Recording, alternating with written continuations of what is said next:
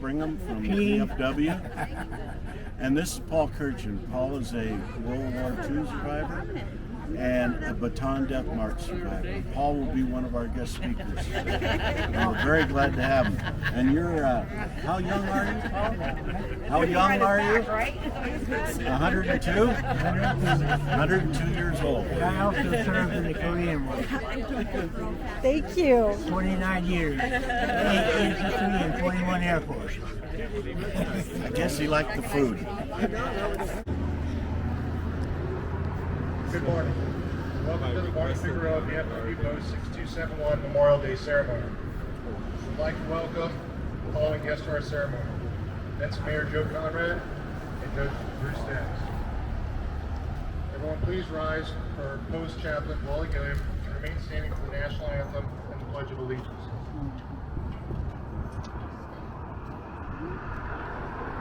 Please uncover.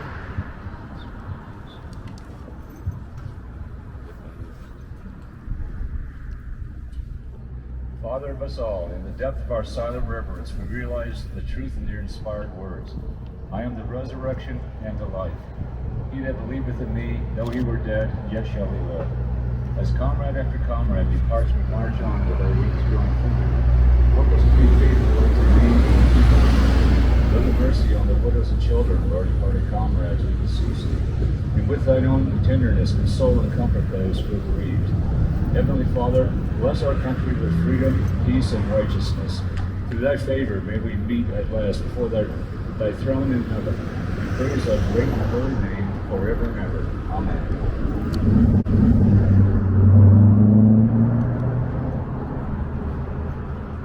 Next we welcome E.C. Harris for the National Anthem.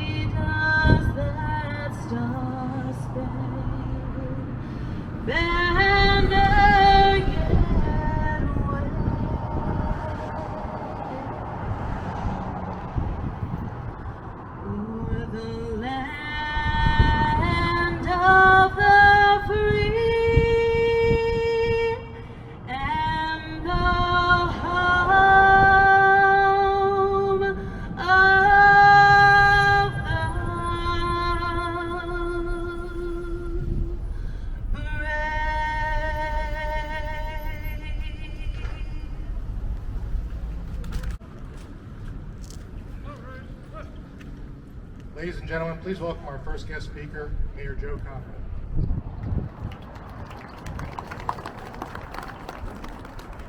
Thank you, Derek. Commander Farnsworth, Post 6271, thank you for having me here today. It's quite an honor. I look around and I think about everybody that got up this morning and put a quick Facebook post on about Memorial Day and went about their business. This is a special group that comes out to physically honor those that we're here to honor. Thank you very much for being here. I'm going to read a proclamation on behalf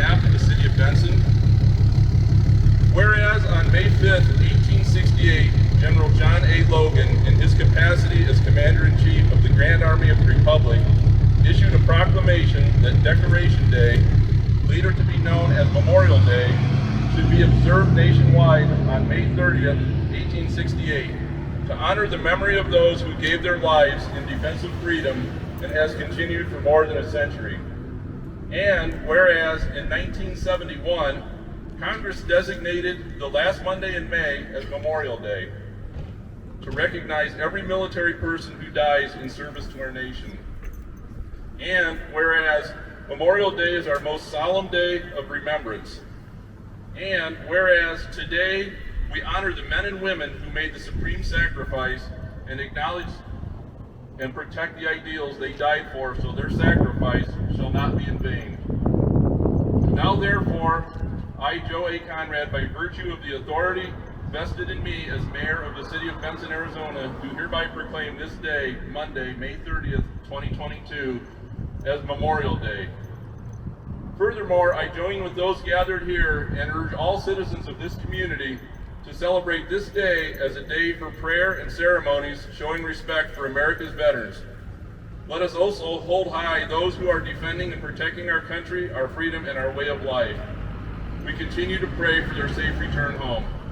Thank you, everyone.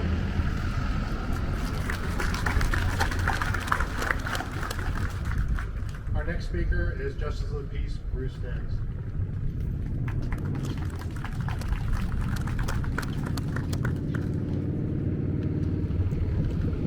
It's an honor and privilege to speak to you all yet here today.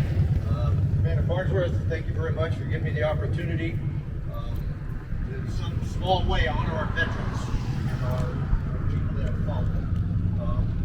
The honor guard here, my gosh, they were at Poverty this morning at 8 o'clock. They were at Benson, at St. David at 9 o'clock.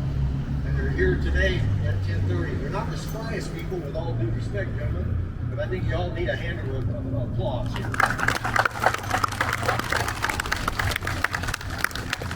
Memorial Day, it's dedicated to those who answered the call to serve and those who have returned in battle to our Creator. Today we face tribute to the service and the sacrifice of all veterans who have followed our flag both in war and in peace. Every freedom that we have, every single right that we have, the life that we enjoy daily, our entire way of life, is based solely upon and due to the blood of valiant men and women that have protected our freedom. We are free today because whenever our freedom has been threatened, gallant and veterans answer the call to duty for our country. Our veterans have always fought for freedom, not only for Americans, but also for oppressed nations and for other people. Our next speaker is local hero, veteran, and former POW and Bataan Death March survivor, Paul Kerchum.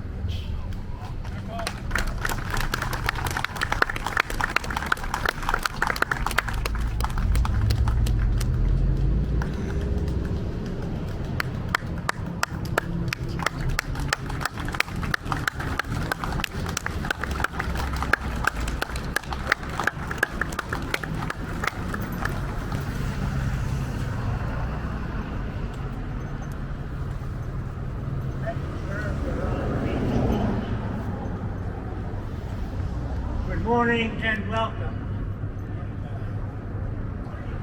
During our brief war, I started out as a private, was promoted to a corporal, and became a squad leader of a 30 caliber machine gun squad. My first of two wounds was the mortar shrapnel through the 13-day and night battle of WWII Hacienda, early January 1942. Now everybody knows what the Japanese were doing at Pearl Harbor on Sunday, 1941. But the American public was so engrossed in what was going on in there that not many realized Japanese were doing some bad things in the Philippines at the same time. In just a few short days, the Japanese achieved complete control over the air and seas in the Philippines. General Douglas MacArthur was the commander of the Army in the Philippines. He implemented War Plan Orange, which called for all the troops to pour into Bataan hold out for 6 months when help would come from the States. Plan started off very well with one major exception. Somebody forgot to bring the food. The fighting on Bataan came to practically to a halt at one point in time, and neither side was able to mount a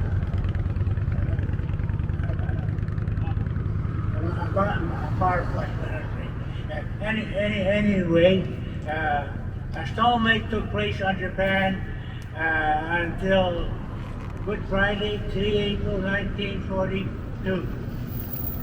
And the Japanese started a massive offensive.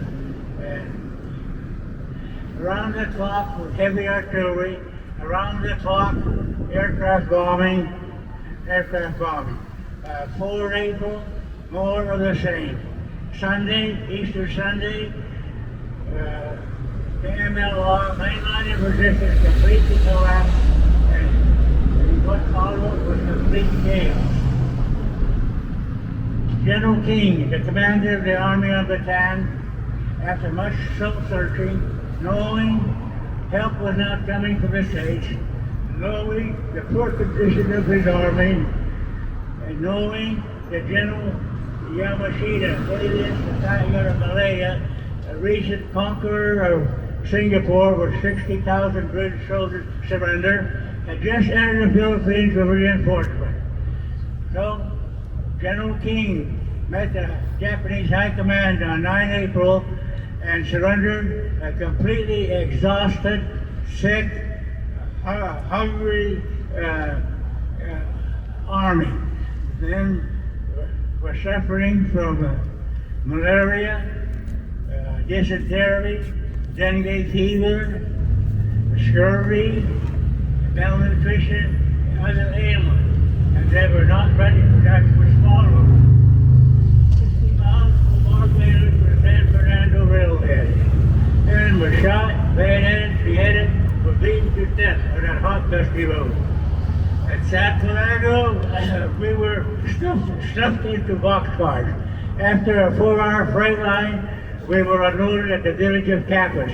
Then, a 4-hour freight ride, a 9-kilometer hike to the first prison camp, Camp O'Donnell, a former Philippine Army camp.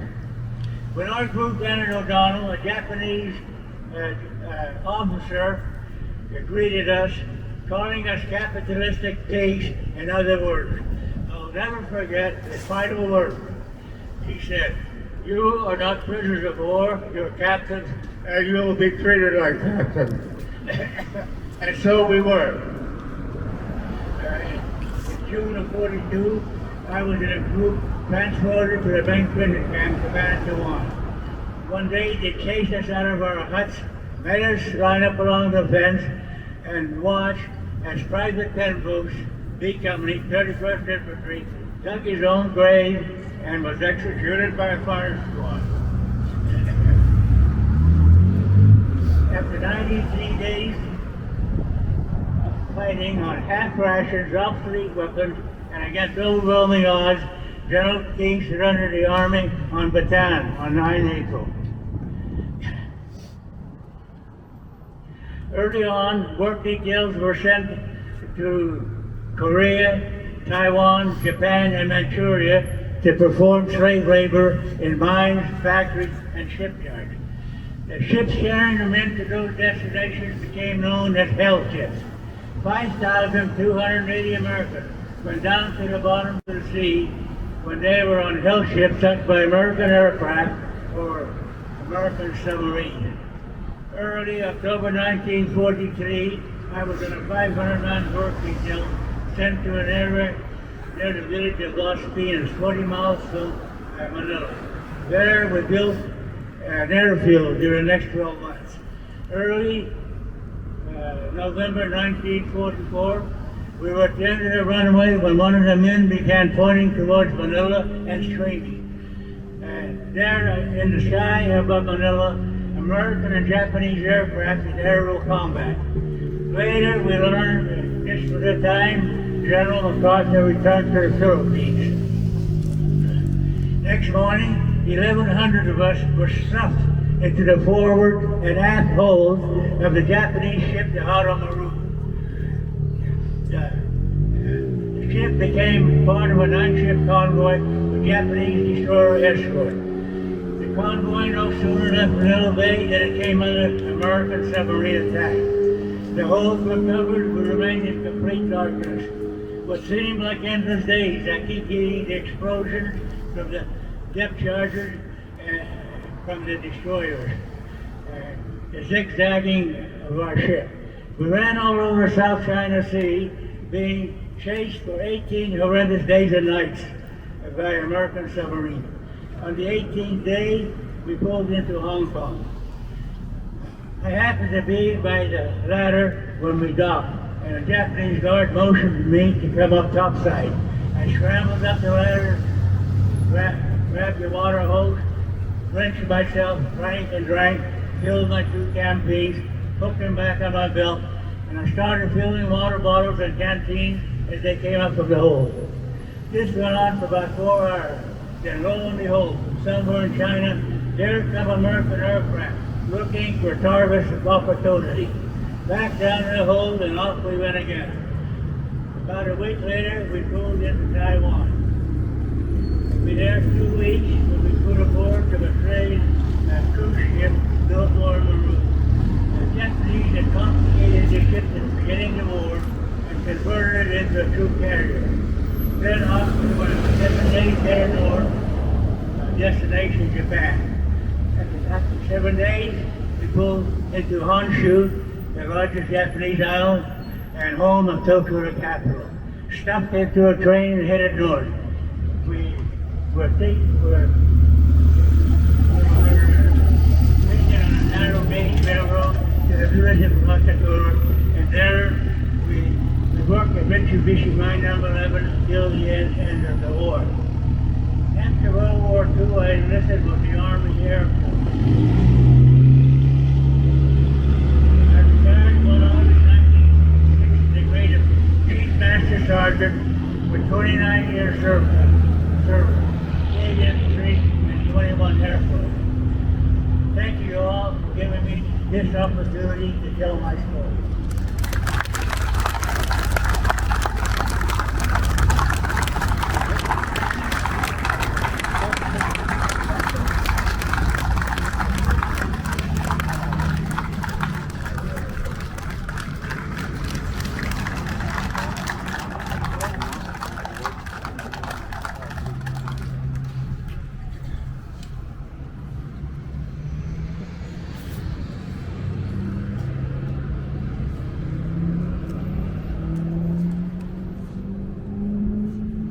Thank you, Paul.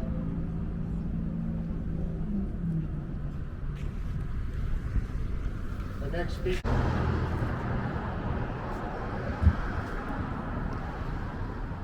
Thank you. Good morning, and thank you all for being with us as we gather to celebrate this beautiful memorial. We gather here today to honor the memories of our fallen warriors and to remember and not forget the sacrifices men and women of our country. As Americans, we should all remember that freedom isn't free. It's only possible because of our fallen heroes who made the ultimate sacrifice, their lives.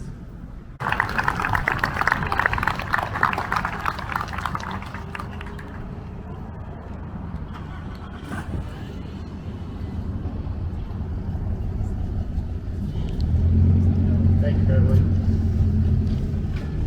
Next, we'll welcome the representative from the American Legion Auxiliary, Audrey Konrad.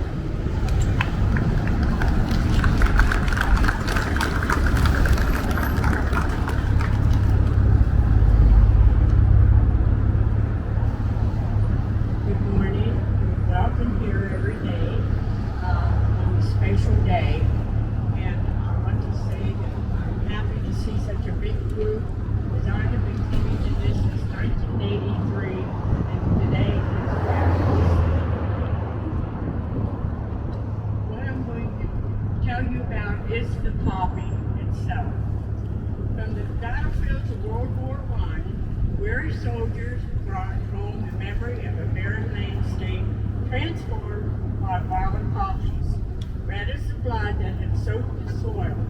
By that miracle of nature, the spirit of their lost comrades lived on. The poppy became a symbol of the sacrifice of lives in war and represented the hope that none had died in vain. The American Legion Auxiliary poppy has continued to bloom for the casualties of 4 wars. Its petals of paper bound together with the veterans' pride feathers, reminding America each year that the men and women who have served and died for their country deserve to be remembered. Poppy Day has become a familiar tradition in almost every American community. This distribution of the bright red memorial flower to the public is one of the oldest and most widely recognized programs of American history. The flower of memorial flowers of 4 dead can be traced to a single individual, Miss Moyna Michael. She was so moved by Colonel McRae's poem that she wrote a response. The blood of heroes never dies, but lends a luster to the red of the flower that blooms above the dead in Flanders Field.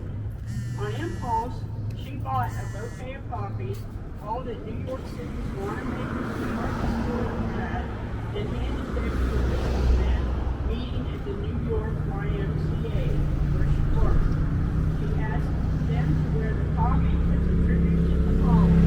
After September 1918, World War I was over, but America's sadness would rest forever in Flanders Fields.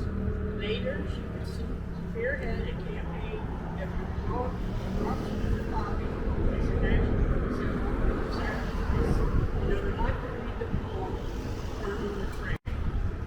In Flanders Fields, the poppies blow between the crosses, row on row, that mark our place, and in the sky the larks still bravely singing fly scarce heard amid the guns below. We are the dead, short days ago we lived, felt down, saw sunset glow, loved and were loved, and now we lie in Flanders Fields.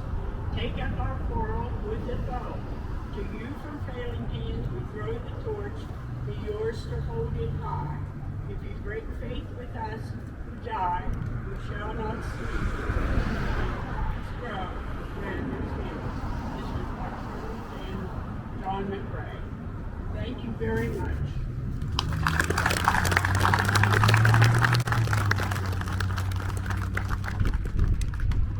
Thank you, Audrey.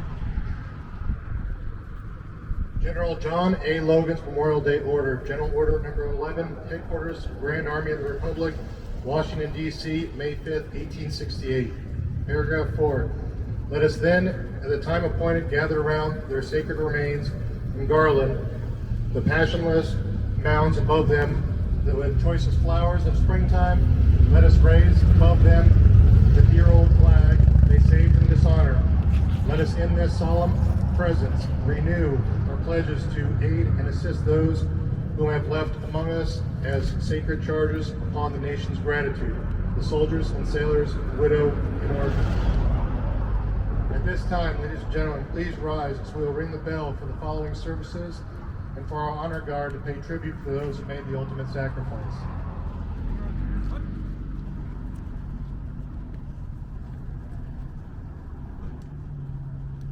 For the Army, the Navy, the Marine Corps, the Air Force, and the Coast Guard.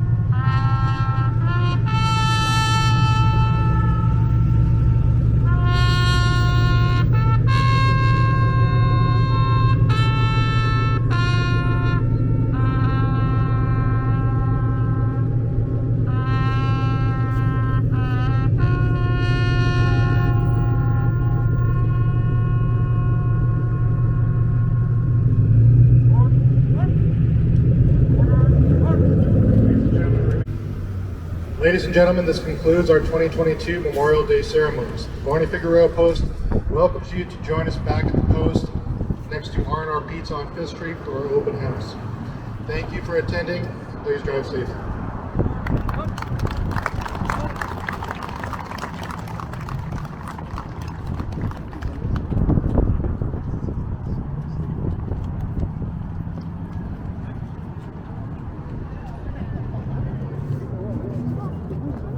To be in the artillery 105s.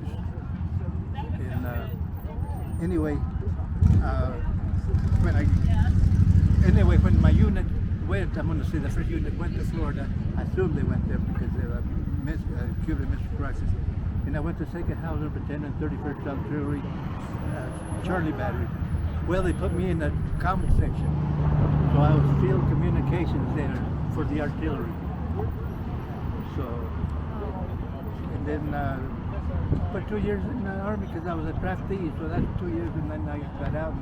And they drafted me in 1961, and I got out in 63. So, Wow. and that was the best thing that ever happened to me, was going into the military, the Army. Proud to be a soldier, very proud. And so, We thank you for your service. well, thank you.